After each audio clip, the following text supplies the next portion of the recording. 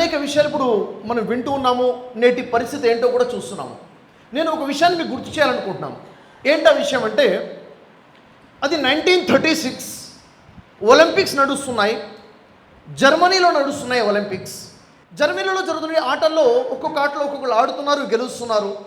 దానిలో హాకీ అనే ఆటను చూసుకున్నట్లయితే, హాకీలో జర్మన్ దేశస్తులు ప్లేయర్స్ ఆడారు, గెలిచారు. ఆట గెలుస్తూ సెమీఫైనల్స్కి వచ్చారు. సెమీఫైనల్స్లో కూడా గెలిచి ఫైనల్స్కి వెళ్ళిపోయారు. ఒలింపిక్స్ నడుస్తుంది జర్మనీలో, ఫైనల్స్కి వెళ్ళింది కూడా జర్మనీ ప్లేయర్సే. హాకీ పూర్తి దేశం కూడాను చాలా గొప్ప సంతోషంగా సంబరాలు చేసుకున్నారు. ఫైనల్స్లో కూడా మాకు గోల్డ్ మెడల్ రాబోతుంది అని చెప్పేసి అక్కడ ఆ స్టేడియం మొత్తం కూడా దాదాపు 25,000 మంది జర్మనీస్ గ్యాదర్ అయిపోయారు. నియంతగా నుండి హిట్లర్ కూడా ఆ స్టేడియంలో ఉన్నాడు. నా దేశం గెలవబోతుంది, నా దేశానికి ఒలింపిక్స్లో గోల్డ్ మెడల్ రాబోతుంది అని చెప్పేసి. మరి అక్కడ ఏం జరిగింది? ఆ ఒలింపిక్స్లో ఫైనల్స్లో తలబడుతుండి ఆ జర్మనీ ఎవరితో తలబడబోతుందంటే ఇండియాతో, భారతదేశంతో. అంటే భారతదేశం కూడాను ఆట మీద ఆట గెలుస్తూ ఫైనల్స్కి వెళ్ళిపోయింది. ఆట మొదలైంది. ఫస్ట్ గోల్ ఇండియాకు వచ్చింది, సెకండ్ గోల్ ఇండియాకు వచ్చింది, థర్డ్ గోల్ ఇండియాకు వచ్చింది. ఒక్క గోల్ కూడా హాకీలో ఒక్క గోల్ కూడా జర్మనీకి రావట్లేదు. ఏం జరుగుతుందో అర్థం కావట్లేదు. ఆశ్చర్యం. ఒకవైపు ఆట నడుస్తుంది, స్టేడియంలో ఉన్న హిట్లర్ ఆశ్చర్యపోతున్నాడు ఏం జరుగుతుందని చెప్పేసి. దాదాపుగా 5th గోల్ ఇండియాకి, 6th గోల్ ఇండియాకి. వెంటనే ఆటను ఆపమని ఆజ్ఞాపిస్తాడు హిట్లర్. ఏం జరుగుతుంది? ఎవరు ఆడుతున్నారు? ఇండియా నుంచి ఎవరు ఆడట్లేదు. ఒకే ఒక్కడు, మేజర్ ధ్యాన్ చంద్ ఒకే ఒక ప్లేయర్ ఆడుతున్నాడు. ఎందుకు ఆడుతున్నాడు? ఒకడే గోల్స్ ఎలా చేస్తున్నాడు? ఇతని హాకీ బ్యాట్ దగ్గరికే బాల్ ఎలా వస్తుంది? ఏదో మాయ ఉంది. ఇతను పట్టుకున్న స్టిక్లో ఏదో మ్యాగ్నెట్ ఉంది, ఏదో అయస్కాంతం ఉంది, ఆ బాల్ని ఆకర్షిస్తుంది అని చెప్పేసి ఆ స్టిక్ని ఇరగొట్టి చూడని చెప్తారు. తెంచండి, దాంట్లో ఏదో ఉంది అంటే తెంచి చూసే ఉంది, ఏమీ లేదు. ఆట మొదలైంది. 7th goal India, 8th goal ఇండియాకి వచ్చేస్తుంది. హాఫ్ టైం అయింది. హాఫ్ టైం బ్రేక్లో గ్రౌండ్లో నీళ్లు తడపడం మొదలు పెడితే ఇండియన్స్ ఏవైతే షూస్ వేసుకుని ఉన్నారో ఆ షూస్కి తగ్గట్టుగా కాకుండా గ్రౌండ్ ఎక్కువగా తడిపేస్తారు. వారికి ఆటకి ఇబ్బంది కలిగే విధంగా. హాఫ్ టైం అయిపోతుంది, ఆట మొదలవుతుంది, గ్రౌండ్ తడిచిపోయింది. మేజర్ ధ్యాన్ చంద్ ఏం చేస్తాడు? తన షూస్ తీసి పక్కన పడేస్తాడు. షూస్ లేకుండా ఆట మొదలు పెడతాడు. నెక్స్ట్ గోల్ ఇండియాకి వస్తుంది. ఫైనల్గా 16 గోల్స్ ఇండియా, ఒకే ఒక goal German. Finals gold medal సాధించింది ఇండియా. ఆశ్చర్యపోయారు. ప్రపంచం మొత్తం కూడా ఆశ్చర్యం చూస్తుంది. రాత్రి హిట్లర్ పిలిచాడు. ఎవరా వ్యక్తి? అతన్ని పిలవండి అని చెప్పేసి రాత్రి పిలిపిస్తాడు. మేజర్ ధ్యాన్ చంద్ వచ్చి నిల్చున్నాడు. అడుగుతున్నాడు Hitler, what is your name? మీ పేరేంటి? ధ్యాన్ చంద్. ఏం చేస్తుంటావు? ఇండియన్ ఆర్మీలో సోల్జర్గా ఉన్నాను, సిపాయి ఉన్నాను. ఏంటి? ఆఫ్టర్ ఆల్ సిపాయా, సోల్జరా? దేశానికి నువ్వు ఇంత చేస్తున్నావు, దేశానికి గోల్డ్ మెడల్ తెచ్చిస్తున్నావు, ఆఫ్టర్ ఆల్ ఇంతేనా? ఓ పంచాయ్, నువ్వు నా దేశానికి వచ్చేసాయి, నా దేశం సిటిజన్షిప్ ఇస్తాను, పౌరసత్వం ఇస్తాను, నేను నీకు మార్షల్స్లో చీఫ్గా నియమిస్తాను, గొప్ప హోదా, గొప్ప గౌరవం, మంచి డబ్బు, నా దేశానికి వచ్చేసాయి. చిన్న ఆఫర్ కాదు, చాలా పెద్ద ఆఫర్. లైఫ్ సెటిల్ అయిపోతుంది, ఆటకు ఆట ఉంటుంది, గౌరవానికి గౌరవం ఉంటుంది, డబ్బుకు డబ్బు వస్తుంది. మరి ఆ టైంలో ఆ ధ్యాన్ చంద్ ఏం సమాధానం చెప్పుకుంటాడు? హిట్లర్ కొంచెం సేపటి కోసం మర్చిపోయాడు. మాట్లాడుతుంది ధ్యాన్ చంద్తో కాదు, ఒక భారతీయుడితో మాట్లాడుతున్నాడు అన్న విషయం. ధ్యాన్ చంద్ ఏం సమాధానం చెప్పాడు? దేశం నాకేమిచ్చింది అని ఆలోచించేవాడు కాదు, నేను దేశానికి ఏమిచ్చాను అనేవాడే నిజమైన భారతీయుడు. నన్ను ముందుకు నడిపించే బాధ్యత నా దేశానికి కాదు, నా దేశాన్ని ముందుకు నడిపించే బాధ్యత నాది అని సమాధానం చెప్పాడు. నిజంగా చెప్పాలంటే ఏ దేశస్థుడైనా తన దేశం పట్ల నేను నా దేశానికి ఏమి ఇచ్చాను అన్న ఆలోచనతో ఉండాలి. నా వల్ల నా దేశానికి ఏం ఒరిగింది అన్న ఆలోచనతో ఉండాలి. అదే నిజమైన దేశభక్తి. ఈరోజు మన దేశం, మన బాధ్యత అని మనం చర్చించుకున్నాం, మాట్లాడుకుంటున్నాం. నిజంగా చెప్పాలంటే అందరికి కూడాను హార్ట్లీ శుభాకాంక్షలు తెలియజేస్తున్నాను. ఎందుకోసము? నాకు కూడా చాలా గొప్పగా, చాలా గర్వంగా, ప్రౌడ్గా ఉంది. ఒక భారతీయుడిగా చెప్పుకోవడం కోసం చాలా గొప్పగా ఫీల్ అవుతున్నాను. ఎందుకు సార్ అంటే, ప్రపంచ దేశాలలో ఏ దేశానికి లేనటువంటి ఒక గొప్ప అందము, ఒక గొప్ప ఆకర్షణ, భారతదేశానికి ఉంది. అదేమిటి సార్ అంటే, ఇంత భిన్నత్వంలో కూడా ఏకత్వాన్ని కలిగి ఉన్న దేశం కేవలం భారతదేశం. కేవలం భారతదేశం. కాశ్మీర్ నుంచి కన్యాకుమారి వరకు అనేక సంస్కృతులు, విభిన్న మతాలు, విభిన్న కులాలు, విభిన్న అలవాట్లలో, విభిన్న భాషలలో కూడా హూ ఆర్ యూ అంటే ఐ యామ్ ఇండియన్, నేను భారతీయుణ్ణి. అందరూ కలిసికట్టుగా ఉన్నాం. ఈరోజు చూడండి, స్వతంత్ర భారతదేశం, స్వతంత్ర వాయువులు పీల్చుకుంటున్నాం మనం. ఎలా వచ్చింది మన భారతదేశం అంటే, మన భారతదేశంలో మన పూర్వీకులు త్యాగాలు చేశారు.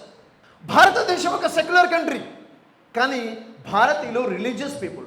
మరి ఇంత రిలీజియస్గా ఉన్నారు కదా, మరి ఈ సెక్యులరిజం ఏంటి, ఈ ఐక్యత ఎలా వచ్చింది? అసలు నిజంగా ఒక్క మాటలో చెప్పాలంటే, భారతదేశానికి స్వతంత్రం రావడానికి ముఖ్య కారణం, రీజన్ ఏంటంటే ఐక్యత, కలిసి పోరాడడం. ఐక్యత, కలిసి పోరాడడం, ఇదే ఒకే ఒక బలంతో ఈరోజు స్వతంత్రం సంపాదించుకున్నాం. ప్రశ్న ఏమిటంటే, మరి ఇన్ని మతాలు కదా, ఇన్ని కులాలు కదా, ఇన్ని వైవిధ్యాలు కదా, ఈ సమష్టి ఎలా వచ్చింది? ఈ ఐక్యత ఎలా వచ్చింది? కలిసి కట్టుగా ఎలా పోరాడారు? స్వతంత్ర పోరాటంలో ఈ యూనిటీ ఎలా వచ్చింది? హౌ? రీజన్ ఏంటి అంటే, అర్థమవుతున్న విషయం ఏంటంటే, సమస్య ఎప్పుడైతే అందరికీ కామన్గా ఉంటుందో, సమస్య మనది, అందరి సమస్య అయి ఉంటుందో, ఆ సమస్య బర్నింగ్ సమస్య అయి ఉంటుందో, problem should be common, problem should be burning problem.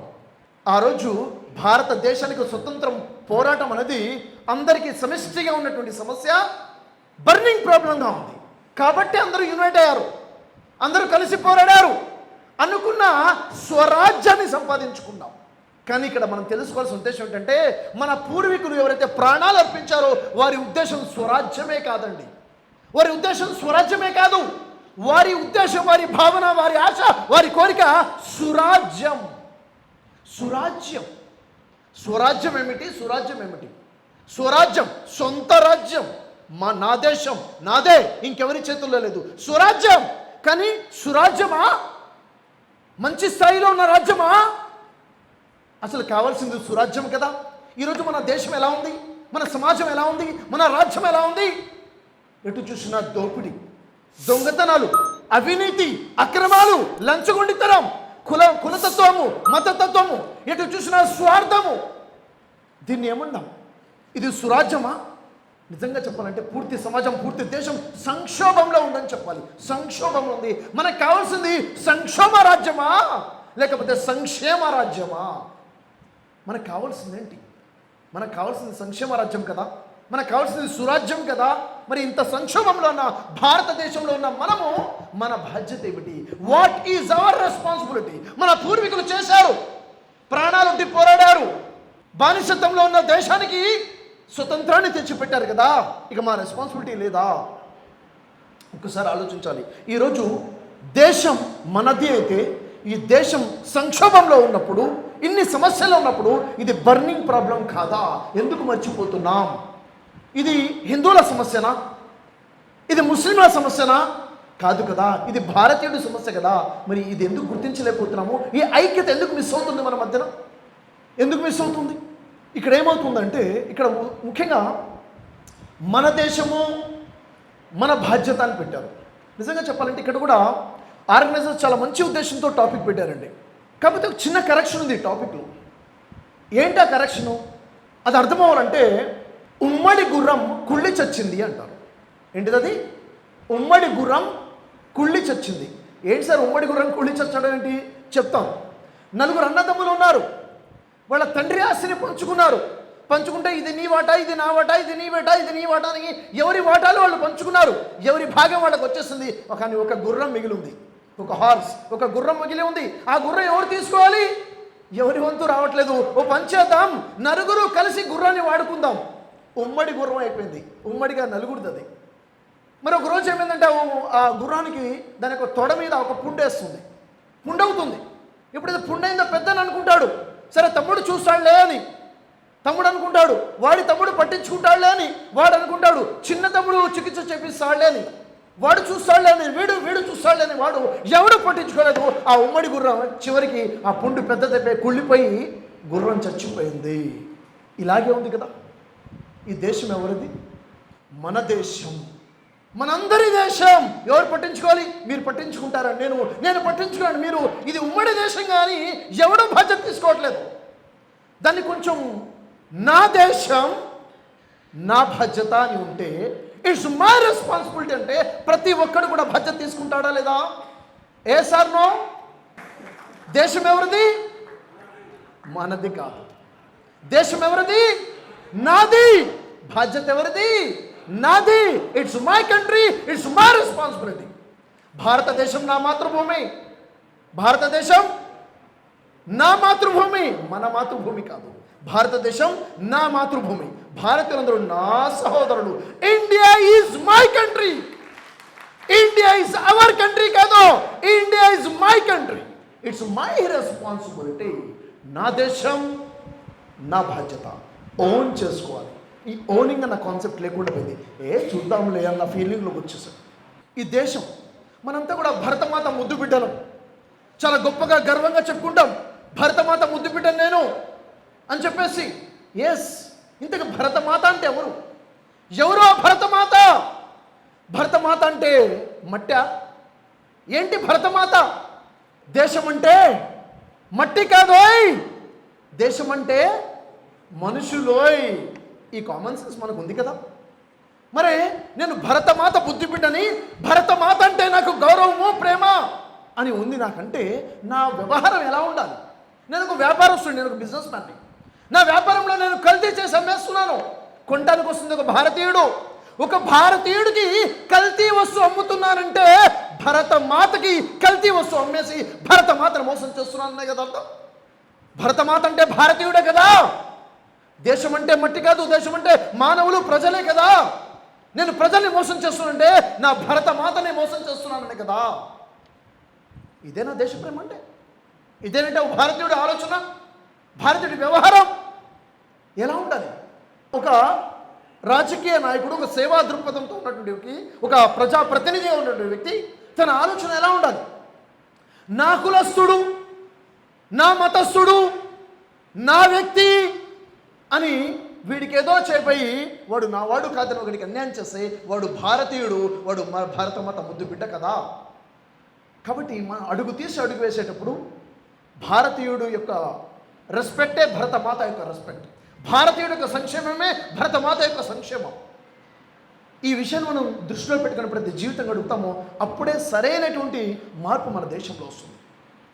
ఇక్కడ ఒక విషయం నేను చెప్పాలనుకుంటున్నాను. ఏంటది అంటే, ఇప్పుడు మన భారతదేశం స్వరాజ్యం, దీన్ని సురాజ్యంగా మార్చుకోవడం కోసమే జరిగిన ప్రయత్నంలోనే ఒక మహత్తరమైన ప్రయత్నమే రాజ్యాంగ నిర్మాణం. రాజ్యాంగం నిర్మించుకున్నాం. అయితే మనం నిర్మించుకున్న రాజ్యాంగం ఎంత గొప్పదైనా, ఎంత అద్భుతమైనా, దాన్ని అమలు చేసే ప్రజలు ఉత్తములు కాకపోతే ఆ రాజ్యాంగం వల్ల ఏ ప్రయోజనము ఉండదు.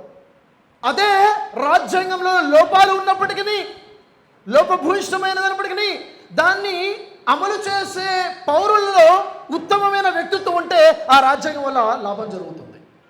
అంటే ప్రయోజనము జరగడమా జరగకపోవడం ఎవరి మీద ఆధారపడి ఉంది? అమలు చేసేటటువంటి వ్యక్తుల యొక్క ఆలోచన విధానం, వ్యక్తిత్వం మీద ఆధారపడి ఉంది. ఈరోజు మనం ఏం చేస్తున్నాం అంటే రాజ్యాంగంలో మార్పులు చేసే ప్రయత్నం చేస్తున్నాం. రాజ్యాంగంలో మార్పులు జరగాలి, రాజ్యాంగాన్ని మారుద్దాం. రాజ్యాంగాన్ని 100 సార్లు మార్చినా ప్రయోజనం లేదు ఎప్పటి వరకైతే దాన్ని అమలు చేసే వ్యక్తిలో, అతని వ్యక్తిత్వంలో మార్పు రాదు. ఎలా సార్ ఇది? ఉదాహరణకి ఒక కారు ఉంది, మంచి బ్రాండెడ్ కార్, అది BMW కార్ అనుకోండి, మంచి లగ్జరియస్ కార్, మంచి బ్రాండ్ కార్. ఆ కార్ని ఒక వ్యక్తి నడుపుతున్నాడు.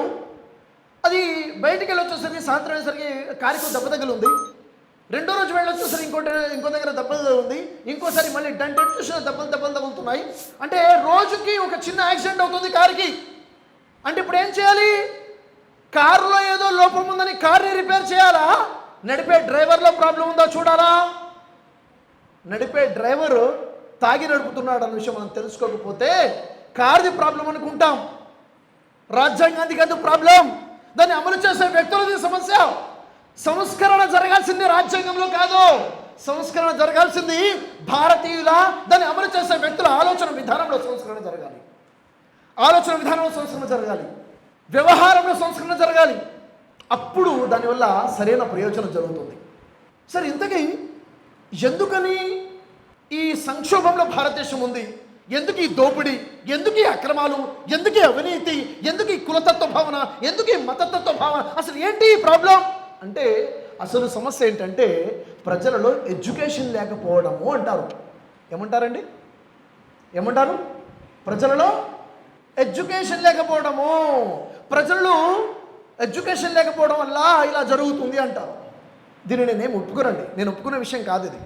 నేనేమంటానంటే ఒక వ్యక్తి స్కామ్ చేస్తున్నాడు, ఏదో దొంగతనం చేస్తున్నాడు, స్కామ్ చేస్తున్నాడు. వాడి దగ్గర ఎడ్యుకేషన్ లేకపోతే చిన్న స్థాయిలో, గ్రామ స్థాయిలో ఎడ్యుకేషన్ స్కామ్ చేస్తాడు. అదే వాడిని ఎడ్యుకేట్ చేస్తే ఇంటర్నేషనల్ లెవెల్లో స్కామ్ చేస్తాడు. వాడు ఎడ్యుకేషన్ ఉన్నవాడు పెద్ద స్థాయిలో దోపిడీ చేస్తున్నాడు. అంటే ఎడ్యుకేషన్ కాదు, ఇక్కడ కావాల్సింది నైతిక సంస్కరణ జరగాలి, నైతిక మార్పు రావాలి, మరి ఆలోచన విధానం మారాలి. ఎడ్యుకేషన్ వల్ల ఏమవుతుంది సార్? ఖచ్చితంగా మనిషి యొక్క నాలెడ్జ్ పెరుగుతుంది, కేపబిలిటీస్ పెరుగుతాయి, భౌతికపరమైన ఉన్నతికి వెళ్తాడు. కానీ ఇక్కడ నైతికపరమైన మార్పు ఎలా వస్తుంది? ఈరోజు పెద్ద పెద్ద స్థాయిలో ఉన్న డాక్టర్స్ కిడ్నీలు అమ్ముకునే వాళ్ళేరా? ఎడ్యుకేషన్ తక్కువైందా? ఏం తగ్గింది అక్కడ? నైతికత తగ్గిపోయింది కదా. ఈ నైతికతనిచ్చేటటువంటి ఎడ్యుకేషన్ ఈరోజు మన మోడర్న్ ఎడ్యుకేషన్లో లేదు. సో ఏం చేయాలి? దానితో పాటు నేను స్ట్రాంగ్గా నమ్ముతున్న విషయం ఏంటంటే స్పిరిచువాలిటీ, ఆధ్యాత్మికత మనిషిలో నైతికతను తీసుకొస్తుంది. ఇక్కడ భగవద్గీత కానివ్వండి, బైబిల్ కానివ్వండి, ఖురాన్ కానివ్వండి, ఎప్పుడైతే మన జీవితాలు ఈ గ్రంథాలకు దూరం అయిపోయాయో అప్పుడు మనలో విలువలు తగ్గిపోయాయి, విలువలు పడిపోయాయి. మనకు కావాల్సిందండి, మనకు కావాల్సిన నైతిక విలువలు. భారతదేశంలో మంచి మార్పు రావాలంటే వ్యక్తి ఆలోచనలో మార్పు రావాలి. అది ఎలా సాధ్యమవుతుందంటే స్పిరిచువాలిటీ ద్వారా సాధ్యమవుతుంది. ఉదాహరణకి సర్వజనో సుఖినో భవంతు అని చెప్పేసి వైదిక ధర్మం చెప్తున్నప్పుడు ఆ విషయాన్ని నమ్ముతున్నటువంటి వ్యక్తి, ఒక వైదికుడు, ఒక సనాతన ధర్మాన్ని అనుసరించే ఒక వ్యక్తి సర్వజనో సుఖినో భవంతు, మానవులందరూ సుఖ సంతోషాలతో ఉండాలనుకునేవాడు వేరేవాడిని మోసం చేయడు కదా. వేరేవాడిని మోసం చేస్తున్నా అంటే ఆ ఇన్స్పిరేషన్ ఇక్కడ లేదు అని అర్థం. నిన్ను వల్ల నీ పొరుగువాడిని ప్రేమించమని బైబిల్ చెప్తుంటే ఒక క్రైస్తవుడు తన క్రైస్తవుడినే ప్రేమించాడు కదా, పొరుగువాడు ఎవడైనా ప్రేమిస్తాడు కదా. అంటే తను బైబిల్ని సరిగ్గా అర్థం చేసుకోలేదు క్రైస్తవుడు అని అర్థం. ఒక ముస్లిం పొరుగువాడు ఆకలిగా ఉంటే నువ్వు కడుపు నిండా భోంచేసి పడుకుంటే అతను ఆకలి పట్టించుకోకపోతే నువ్వు నిజమైన ముస్లిమే కాదు అన్నప్పుడు పొరుగువాడు హిందువా ముస్లిమా నేను పట్టించుకోనంటే వీడు సరైన ముస్లిం కాదనే కదా. కాబట్టి ఒక ఆధ్యాత్మికత అనేది రావాలి. ఇక్కడ నేను చెప్పాలనుకున్న విషయం ఏంటంటే ఇంతకుముందు గురుగారు చెప్తూ ఇక్కడ వైదిక ధర్మం శిరస్సు అయితే ఇస్లాం దేహం అన్నారు, అంతేనా సార్? వేదాంతం యొక్క బ్రెయిన్ ఏదైతే ఉందో అది శిరస్సు అయితే ఇస్లాం అనేది దేహం అని చెప్పారు. నిజంగా అది ఎంత గొప్ప విషయం సార్. అంటే ఒక మనిషి పరిపూర్ణం అవ్వాలంటే రెండు కావాలనే కదా, అవునా కదా? ఇక్కడ నా పరిశీలన ద్వారా నాకు తెలిసిన విషయాలు ఏంటంటే భగవద్గీత చదివితే మనకు తెలుస్తుంది, ఎప్పుడెప్పుడైతే ధర్మం క్షీణిస్తుందో అప్పుడప్పుడు ధర్మాన్ని స్థాపింప చేయడం కోసము ఆ పరమాత్ముడు అవతరిస్తాడు. పరమాత్ముడు అంటే సర్వేశ్వరుడు పరమాత్మని అవతరింప చేస్తాడు. ఎందుకు? ధర్మాన్ని బోధించడం కోసము. అక్కడ శ్రీకృష్ణుడు అర్జునుడికి బోధించుకుంటూ ఇది మొదటిసారిగా నీకు ధర్మాన్ని బోధించడం లేదు, ఇంతకుముందు నేను సూర్యుడికి ఇదే ధర్మాన్ని బోధించాను, మనువుకి ఇదే ధర్మాన్ని బోధించాను, ఇక్షోకులకు ఇదే ధర్మాన్ని బోధించాను, అదే ధర్మం ఇప్పుడు నేను నీకు బోధిస్తున్నాను అని చెప్పారు. ముందుగా సూర్యుడికి బోధించాను. సూర్యుడు అంటే ఎవరు? నిజంగా సూర్యుడా? కాదు, మొట్టమొదటి మానవుడు ఆదం. ఆదం ఎక్కడ పుట్టారు? ఈ భారతదేశ గడ్డ మీద పుట్టిన మొట్టమొదటి మానవుడు. అతనికి బోధించిన ధర్మమే మనువుకి బోధించాను. మహారుషి మను. ఎవరండి మహారుషి మను? నూహ్ అలైహిస్సలాం, నోవా ప్రవక్త. బైబిల్లో నోవా ప్రవక్త, ఇక్కడ మను ఆయనకి బోధించింది ఇదే ధర్మం. అదే ధర్మం ఇప్పుడు నీకు బోధిస్తున్నా అన్నారు. ఇదే ఖురాన్లో చూసుకున్నట్లయితే ఖురాన్లో ప్రవక్త ముహమ్మద్ వారితో చెప్పడం జరుగుతుంది, నీకు ఏదైతే ధర్మాన్ని బోధిస్తున్నారో ఇది ఇంతకుముందు ఫలానా ఫలానా ఫలానా ఫలానా ప్రవక్తలే బోధించింది, ఇప్పుడు నేను బోధించడం జరుగుతుంది. అంటే నువ్వుకి బోధించిన ధర్మమే నీకు బోధించడం జరుగుతుంది. అంటే ఒకే ధర్మం బోధించుకుంటూ రావడం జరిగింది, భాషలు మాత్రమే తేడా. ఒక్క మాటలో చెప్పాలంటే నా పరిశీలన ద్వారా నేను చెప్తున్న విషయం ఏమిటంటే, నేను నమ్ముతున్న విషయం ఏంటంటే, ఎక్కడెక్కడైతే ధర్మం క్షీణిస్తుందో అప్పుడప్పుడు ఆ సృష్టికర్త తన దేవుడు పరమాత్మని భూమి మీదకి అవతరింపచేసి, అంటే దైవదూతని జిబ్రాయిల్ గాబ్రియల్ పరమాత్మని భూమి మీద అవతరింపచేసి మనుషులలో ఒక మనిషిని ఋషిగా ఎన్నుకుని ధర్మాన్ని బోధించడం జరుగుతుంది. అదే ధర్మం, కొత్త ధర్మం కాదు, ఒకే సందేశం. అయితే ఈ పరంపరలోనే ఎప్పుడైతే అరబ్బులో ప్రజలలో మానవత్వం లేకుండా, ప్రజల్లో నీతి లేకుండా రాక్షసత్వం పెరిగిపోయిందో, అక్కడికి కూడాను ఇదే ధర్మాన్ని బోధించడం కోసం అదే పరమాత్మ, అదే జిబ్రాయిల్ అవతరించి ముహమ్మద్ని ప్రవక్తగా ఎన్నుకొని సలసం ఆయనకి బోధించిన ధర్మం ఏ ధర్మం సార్? అదే సనాతన ధర్మాన్ని బోధించాం. ముహమ్మద్ ప్రజలకు బోధించిన ధర్మం ఏమిటి? అదే సనాతన ధర్మం, అదే వైదిక ధర్మాన్ని అరబ్బీ భాషలో బోధించారు. భాష మార్పు ఇక్కడ సంస్కృతంలో ఉన్న బోధించబడిన ధర్మమే ఇక్కడ అరబ్బీ భాషలో బోధించిన ధర్మం. ఇక ఎక్కడ తేడా చెప్పండి సార్? ఒకే ధర్మం ఇక్కడ బోధించినప్పుడు ఎందుకు సార్ ఇన్ని విభేదాలు? చెబుతాను వినండి. ఇక్కడ ఒక విషయం అర్థం చేసుకుంటే స్పష్టత వచ్చేస్తుంది. ఏంటిది? ధర్మము ధర్మము ధర్మము అంటాం, మతము మతము మతము అంటాం. ఇంతకీ ధర్మం ఏమిటి, మతం ఏమిటి అది తెలియాలి మనకి. ధర్మము అంటే ఉన్నదాన్ని ధర్మము అంటారు. ఏదైతే ఉందో అది ధర్మం, దాని యొక్క వివరణ ఏదైతే ఉందో అది దాని యొక్క మతం. మతము అంటే అభిప్రాయము, మతము అంటే అభిప్రాయము. ఉదాహరణకి ఇది ఉంది, ఇదేంటిది? ఫోన్. దీని గురించి వివరించండి అంటే గురువుగారు అలాగ వివరిస్తారు, నేను మరోలా వివరిస్తాను, ఇలా 10 మంది 10 రకాలుగా వివరిస్తారు. ఈ వివరణలు మతాలు. యాక్చువల్గా ఇదేదైతే ఉందో ఇది ధర్మం. అయితే ఉదాహరణకి వైదిక ధర్మం ఉంది కదా, వేదాలు ఉన్నాయి కదా, వేదాలలో ఉన్నది ధర్మం. ఆ వైదిక ధర్మాన్ని వివరించేవారు వివరించారు. వివరిస్తే ఒకటి ద్వైత సిద్ధాంతం వచ్చింది, ఒకటి అద్వైత సిద్ధాంతం వచ్చింది, ఇంకో విశిష్టాద్వైత సిద్ధాంతం వచ్చింది. ఇలా విభిన్న ఆలోచనలు వచ్చాయి. ఇవన్నీ అభిమతాలు, ఇవి మతాలు. ఒక మతానికి మరో మతానికి విభేదాలు ఉండొచ్చు. ఒక మతానికి ద్వైతంని నమ్మేవారు అద్వైతాన్ని నమ్మకపోవచ్చు, వారు దీన్ని తప్పనొచ్చు. కానీ వీరందరూ నమ్మేది ధర్మము. వీరందరూ నమ్ముతుందండి ధర్మాన్ని నమ్ముతున్నారు. మరొక విషయం, బైబిల్ ఉంది, బైబిల్లో ధర్మం ఉంది. ఆ బైబిల్ని వివరించేవారు వివరిస్తూ ప్రొటెస్టెంట్ అనేది ఒకటి వచ్చింది, రోమన్ క్యాథలిక్ అనేది మరొకటి వచ్చింది, ప్రొటెస్టెంట్ అనేది ఒకటి వచ్చింది, బాప్టిస్ట్ అనేది మరొకటి వచ్చింది. ఇలా రకరకాల ఆలోచనలు వచ్చాయి. ఇవి మతాలు. బైబిల్లో ఉన్నది ధర్మం అయితే దాన్ని వివరించగా వచ్చిన ప్రొటెస్టెంట్ అయినా, రోమన్ క్యాథలిక్ అయినా, బాప్టిజం అయినా ఇవన్నీ కూడా మతాలు. మతాల మధ్య విభేదాలు ఉన్నాయి, కానీ ధర్మం అదే. అలాగే ఖురాన్లో ఉన్నది ధర్మం, ఖురాన్లో ఉన్నది ధర్మం. దాన్ని బోధించడానికి ప్రయత్నాలు జరిగాయి కదా, ఆ ప్రయత్నాలలో వచ్చిందే మతాలు. అవేంటివి? హనఫీ ఒక స్కూల్ ఆఫ్ థాట్, మాలికీ ఒక స్కూల్ ఆఫ్ థాట్, హంబలీ ఒక school of thought, Sunni Shia school of thoughts, Salafi ఒక థాట్. ఇలా చూసుకుంటే ఇవన్నీ కూడా మతాలు. ఎక్కడి నుంచి వచ్చాయి? ధర్మాన్ని బోధించగా వచ్చిన మతాలు. అయితే ఇక్కడ ఏం జరుగుతుందంటే ఒక హాస్యాస్పదమైన విషయం ఏంటంటే, ఈ మతాలలో ఉన్నవారు, అంటే ఖురాన్ని వదిలేసి మతాల్లో ఉన్నారు ముస్లింలు, బైబిల్ని వదిలేసి మతాల్లో ఉన్నారు క్రైస్తవులు, వేదాలను వదిలేసి మతాలలో ఉన్నారు హిందువులు. ఇక్కడ జరుగుతున్న హాస్యాస్పదమైన విషయం ఏంటంటే, ఒక మతంలో ఉన్నవాడు మరో మతంలో ఉన్నవాడిని అంటున్నాడు, నీ మతము తప్పు, నీ మతం నుంచి నా మతంలోకి రా అంటున్నాడు. ఇంతకీ అది కరెక్ట్ కాదు, ఇది కరెక్ట్ కాదు. వాడి దగ్గర ధర్మం ఉంది, అది వదిలేశాడు. వీడి దగ్గర ధర్మం ఉంది, వీడు వదిలేశాడు. వాడి దగ్గర ధర్మం ఉంది, వాడు వదిలేశాడు. ఇప్పుడు ఒక హిందూ ఏం చేయాలి సార్? క్రైస్తవుడిగా మారాలా, ముస్లింగా మారాలంటే నేనంటాను క్రైస్తవుడిగా ముస్లింగా కాదు మారాల్సింది, ఒక హిందూ వైదికుడుగా మారాలి. ఒక హిందూ ఏమవ్వాలి? నిజమైన సనాతనుడుగా మారాలి. వేదాలలో ఉన్న ధర్మాన్ని అర్థం చేసుకోవాలి. ఎప్పుడైతే వేదాలను అర్థం చేసుకుంటాడో నిజమైన వైదికుడు అయిపోతాడు. మరి క్రైస్తవుడు ఏమవ్వాలి? క్రైస్తవుడు హిందూగా మారిపోవాలా? క్రైస్తవుడు ముస్లింగా మారాలా? లేదు లేదు లేదు లేదు. క్రైస్తవుడు బైబిల్ని చదివి బైబిల్లో ఉన్న విధంగా నిజమైన బైబిల్ క్రైస్తవుడుగా మారాలి. ఎందుకని? అది ధర్మం, అది ధర్మం. ఒక ముస్లిం ఏం చేయాలి సార్? ముస్లిం ఏం చేయాలి? ముస్లిం తన ఆలోచన పక్కన పెట్టాలి. తన క్రైస్తవుడుగా హిందూగా మారాల్సిన అవసరం లేదు. ఒక ముస్లిం ఏం చేయాలి? తన ఆలోచన పక్కన పెట్టి ఖురాన్ని చదివి ఖురాన్లో ఉన్న ధర్మం ప్రకారంగా జీవితం గడపాలి. ఇక్కడ ఉంది, ఖురాన్లో ధర్మం బోధించబడింది. అందుకే ఖురాన్లో చెప్పడం జరుగుతుంది, నువ్వు ఖురాన్ని నమ్ము అని చెప్పడానికన్నా ముందు ఇంతకన్నా ముందు నువ్వు పూర్వపు గ్రంథాలు విశ్వసించు అని చెప్పడం జరిగింది. ఒక గ్రంథం అవతరించలేదు, గ్రంథాలు అవతరించుకుంటూ వచ్చాయి. ఒక ఋషి కాదు, ఋషులు వచ్చారు. 1,24,000 మంది ఋషులు, ప్రవక్తలు వచ్చారు. అయితే నేను ఒక ప్రవక్త నమ్ముతాను, ఈయన చాలా గొప్పవాడు అంటే నీ విశ్వాసం తప్పు, నీ ఆలోచన తప్పు. ఖురాన్ ఏమంటుంది? ప్రవక్తలందరి పట్ల సమభావన కలిగి ఉండాలి. నేను ఈ ప్రవక్త గొప్పోడు, ఆ ప్రవక్త చిన్నోడు, తప్పు. నీ విశ్వాసం తప్పు అయిపోయింది.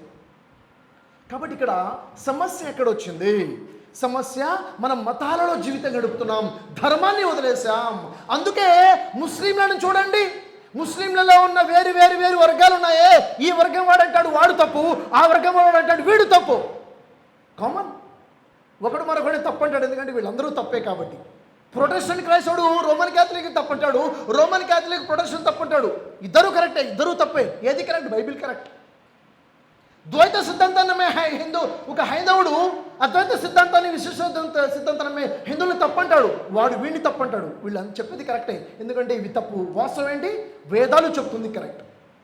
సో ఇక్కడ నిజంగా మన భారతదేశాన్ని ప్రపంచ దేశాలకి ఆదర్శ దేశంగా మనం చూపించుకోవాలంటే, మన భారతదేశాన్ని సూపర్ పవర్గా మార్చుకోవాలంటే కేవలం అది యూనిటీ ద్వారానే సాధ్యం, ఐక్యత ద్వారానే సాధ్యం. ఈ యూనిటీ ఎలా వస్తుంది?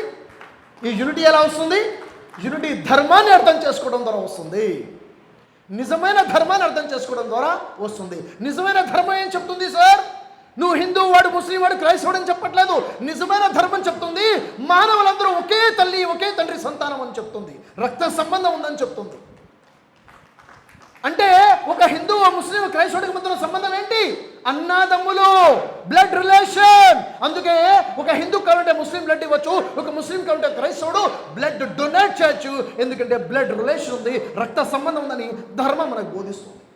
ఈ ధర్మాన్ని వదిలేసి నా మతం, నా కులం అనే ఈ పిచ్చిలో వచ్చేసాం.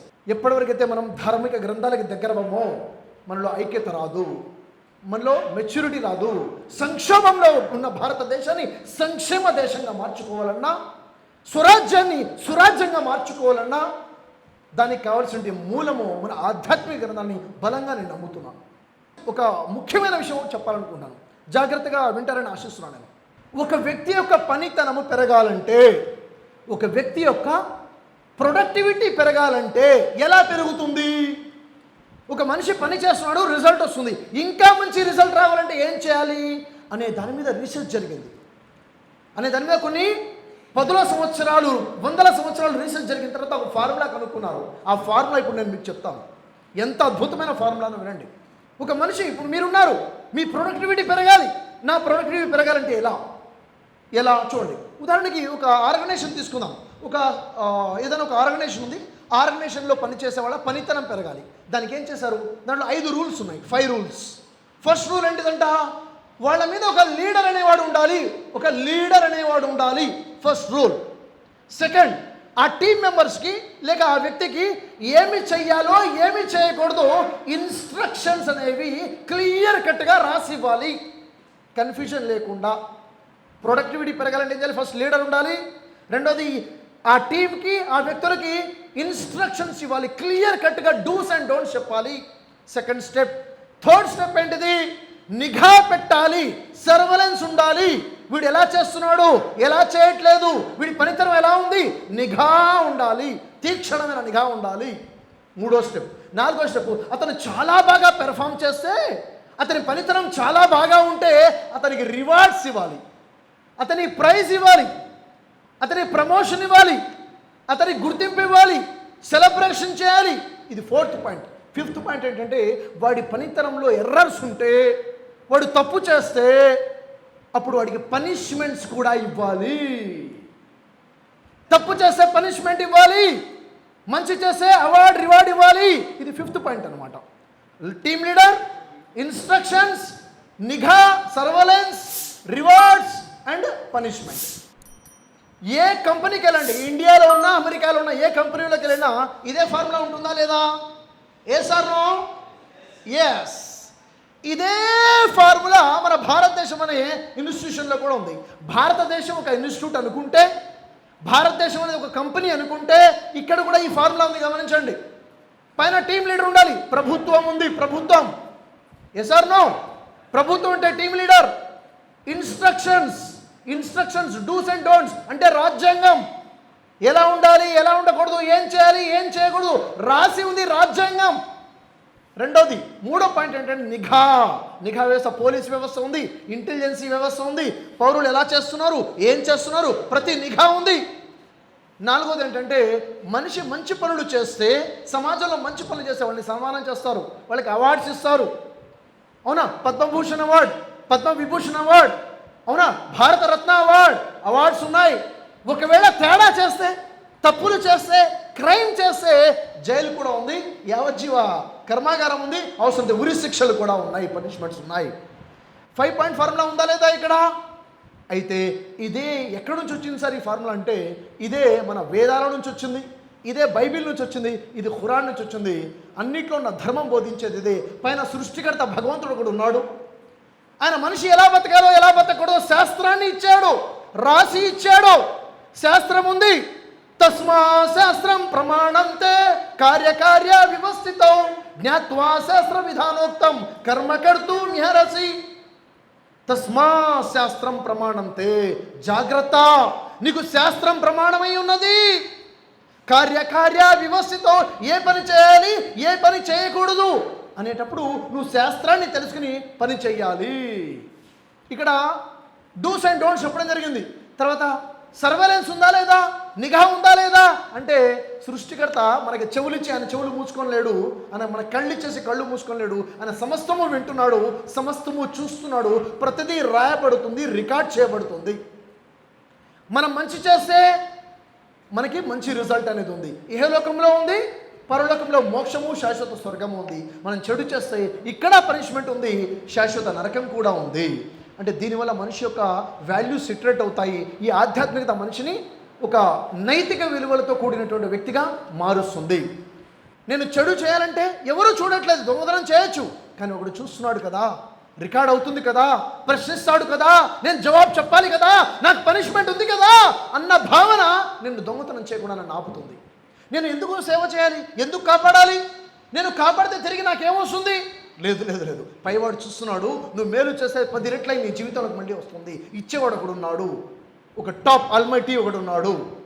ఇది సిద్ధాంతం. కాబట్టి ఈ ఆలోచన ఒక హైందవుడైతే వేదాల నుంచి, ఈ ఆలోచన క్రైస్తవుడైతే బైబిల్ నుంచి, ఒక ముస్లిం అయితే ఖురాన్ నుంచి మనం బోధించి ఒక భారతీయుడిని నిజమైన నైతిక విలువల నుండి భారతీయుడిగా తీర్చిదిద్దుకుంటే ఖచ్చితంగా మన భారతదేశాన్ని గొప్ప ఉన్నతమైన దేశంగా మనం తీర్చిదిద్దుకోవచ్చు అన్నది నాకు అర్థమైన విషయం.